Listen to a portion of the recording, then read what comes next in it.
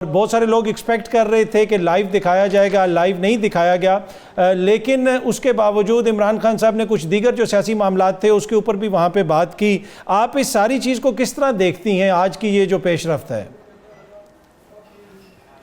देखिए, जो पूरी पेशरफ्त है मैं इसको बिल्कुल उसी कॉन्टेक्स्ट में देखती हूँ जैसा आज से मुल्क में 75 साल में हम देख रहे हैं कि मुख्तलिफ हाई प्रोफाइल सियासी मुकदमात होते हैं। कुछ इसमें नया नहीं है, कोई नयापन नहीं है। माजी के अंदर भी इलेक्टेड रिप्रेजेंटेटिव्स को इसी तरीके से अदालतों के अंदर इस तरह के केसेस का सामना करना पड़ता रहा है। वक्ती तौर पे ऐसा लगता है कि अब सब कुछ ख़त्म हो जाएगा। मुझे कोई काफ़ी यंग थे, आपको भी याद ही होगा अतर काज़मी साहब के 1999 में बता दिया गया था कि नवाज शरीफ साहब की अब सियासत बिल्कुल ख़त्म हो गई है, जब तैयारा हाईजैकिंग केस था और बताया गया कि वो रियासत के ख़िलाफ़ जो उन्होंने ये जुर्म किया है, इसके बाद तो कभी सियासत वो दूर दूर तक कर नहीं सकेंगे। मुशर्रफ साहब ऐसे टेबल पे हाथ मार के कहा करते थे कि फिनिश, ख़त्म हो गए भुट्टोज़ और शरीफ इस मुल्क की सियासत से। तो ये कोई नई बात नहीं है। कई दफ़ा हमने देखा कि जो सियासी कमबैक होता है, नवाज शरीफ साहब तो बड़े लकी हैं, उनका 3-4 मरतबा सियासी कमबैक हुआ है। तो बस एक प्रोसेस है जिसकी एक छलनी है जिससे तहरीक इंसाफ और उसकी क़यादत इस वक्त गुजर रही है। सियासतें ख़त्म नहीं होती जी, इलेक्टेड लीडरशिप्स कहीं जाते, लीडरशिप कहीं जाती नहीं है, वो हमेशा कमबैक करती है। एक जवाल का वक्त होता है, कुछ वो जवाल के पीरियड से गुजर रही है तहरीक इंसाफ, इसको उससे ज़्यादा बढ़ के मैं कुछ नहीं देखती। आपको लगता है कि चीज़ें उस नहज पे पहुंच गई हैं जहां पे हुकूमत बिल्कुल खुल के इस वक्त कह रही है कि जनाब बहुत सारे ऐसे मामलात हैं जो अदालतों की वजह से हमारे लिए ख़राब हो रहे हैं, या फिर ये जितने भी इस तरह के कमेंट्स हैं इनको हमें आइसोलेशन में देखना चाहिए, मामला इतना गड़बड़ नहीं है? देखिए, आज ही मैं तकरीर देख रही थी नवाज शरीफ साहब की, जब आखिरी मरतबा 2018 में अपनी उन्होंने सदारत छोड़ी थी पार्टी की। उस वक्त उनकी तकरीर में उनका हदफ, उनका टारगेट, उनके गोल्स बहुत क्लियर थे। वो निज़ाम के अंदर से कोर्स करेक्शन चाहते थे। और कुछ अरसे बाद हमने देखा कि उन्होंने एक सिटिंग आर्मी चीफ का नाम लिया। उनकी जमात के लोग जनरल फैज़ का बार बार जिक्र करते रहे। पिछले हफ्ते जो नवाज शरीफ साहब की तकरीर हुई उसके अंदर हमने देखा कि उनकी गोल पोस्ट मुकम्मल तौर पे शिफ्ट हो गई। अब उनका विलन सिर्फ और सिर्फ इमरान खान है। ना हमने जनरल बाजवा का नाम सुना, ना हमने जनरल फैज़ का नाम सुना, और हमने जनरल ज़हीर का हल्का सा जिक्र ज़रूर सुना, लेकिन उसके अलावा हमने देखा कि तमाम की तमाम तकरीर उनकी अपने एक पॉलिटिकल मुखालिफ इमरान खान साहब जो कि जेल के अंदर बंद हैं उनके इर्द गिर्द घूम रही थी। सो अभी अगर सहूलतकारी की बात करते हैं तो आप नाम नहीं लेते, कोई एक्शनेबल स्टेप्स नहीं लेते।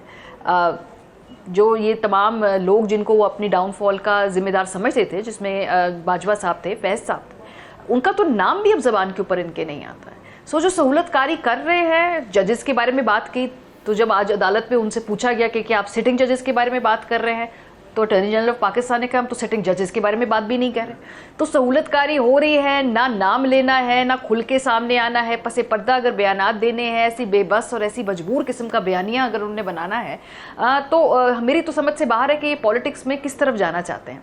अगर सहूलतकारी हो रही है तो बताइए, खुलकर नाम लीजिए। चले अभी जो लोग बैठे उनका नाम नहीं ले सकते, ऐसा होता है, माजी में ऐसा हुआ है कि एक सर्टन सेक्टर जो था सोसाइटी का, वो नाम नहीं लिया करता था, मुखालिफिन लिया करते थे।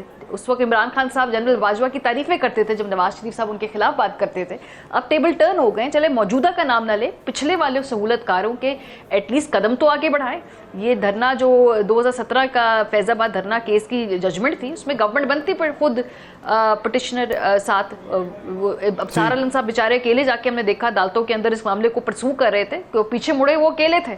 तो अब सहूलतकारी की बात कर देना एक और बात है, तो फिर आगे बढ़े, बिस्मिल्लाह करें जी। हम तो सुन रहे हैं 10-12 साल से सहूलतकारी गवर्नमेंट है जो इसमें सहूलतकारी में मुलविस हैं, बिल्कुल उनको बेनकाब करें। बड़ा इंपॉर्टेंट पॉइंट है। आज जो खान साहब जेल में पेश हुए, उन्होंने जेल से वीडियो लिंक के जरिए जो पेश हुए, उन्होंने 9 मई के जुडिशल कमीशन का भी जिक्र किया, 8 फरवरी के इंतखाबात का भी जिक्र कर दिया, बुनियादी इंसानी हकूक़ के हवाले से जो पटिशन पड़ी है उसका भी जिक्र कर दिया। तो 1 साल तकरीबन जेल में रहने के बाद जो उनका एटीट्यूड है और वो जो बातें कर रहे हैं, आपको लगता है कि कोई तब्दीली उनमें आई है कि या अभी भी वो उसी तरीके से अपना बयानिया बनाते हैं जिधर भी उनको मौका मिलता है? देखिए, सियासत के अंदर सब लोग गलतियां भी करते हैं, मिसकैलकुलेशंस भी होती हैं। मेरे नज़दीक इमरान खान साहब की जो सियासत है उसमें जो सबसे बड़ी अगर कोई कमी है, जिसका जो ना होता तो बेहतर होता, वो ये था कि वो अपने तमाम सियासी जमातों के साथ जो ब्रिजेज़ हैं उसको बर्न नहीं करते। देखिए जो पॉलिटिकल क्लास होती है ना, वो उन्होंने बड़े मदोजज़र देखे होते हैं। 75 साल से सियासत करते हुए सबको पता होता है एक ना एक वक्त आएगा हमें मार पड़ेगी, ये सबको पता होता है। अगर कोई कहना कि हमें कभी मार नहीं पड़ेगी, ये गलत है। उनको मालूम है, उन्हें पता है कि जी आज हमारे अच्छे दिन हैं तो कल बुरे दिन भी आएंगे।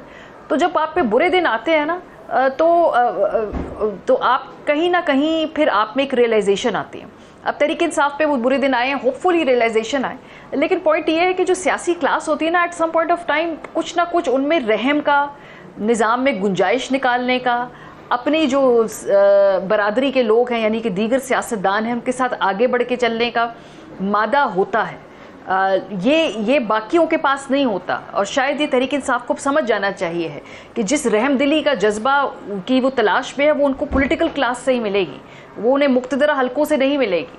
वहाँ पे रहमदिली का अंसर नहीं होता है, और ये तमाम सियासी जमातों ने देख लिया है। अगर मौलाना फजल रहमान साहब के साथ बात हो सकती है तो फिर बाकी सियासी जमातों के साथ भी बात हो सकती है, क्योंकि मौलाना फजल रहमान साहब केपी के अंदर बिल्कुल डायरेक्ट आइडियोलॉजिकल ओपोनेंट है उनके, लेकिन उनसे बात हो रही है। हो सकता है एक प्लेटफॉर्म के ऊपर इकट्ठे भी हो जाएं।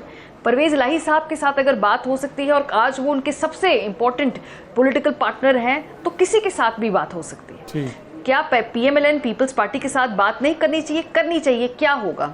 उनके पास शायद अथॉरिटी ना हो, तो क्या वो जो बातचीत होगी किसी लॉजिकल कंक्लूजन पे नहीं पहुंचेगी? ना पहुंचे, लेकिन इस पे आपके पास मॉरल सुपीरियर हाई ग्राउंड होता है। जब इलेक्शंस की डेट तय करनी थी और उस वक्त हमने देखा कि सियासतदान वो डेट तय नहीं कर पाए थे, तो उससे नुकसान किसको हुआ? निज़ाम को हुआ।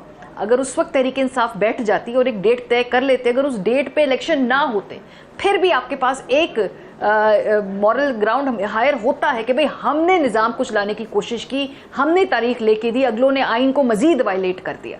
सो अभी भी अगर कहीं इस मुल्क में आगे बढ़ना है, उसका रास्ता हमेशा मुज़ाकरात से और पॉलिटिकल क्लास के साथ चलने से ही निकलेगा। ये हम आज समझें, कल समझें, 10 साल समझें, 20 साल वेस्ट करें, जितना वक्त हमने वेस्ट करना है कर लें, हम देखें ना देखें अपनी ज़िंदगियों में, लेकिन इन तमाम लोगों को इकट्ठे बैठना पड़ेगा। इसके अलावा कोई चारा नहीं।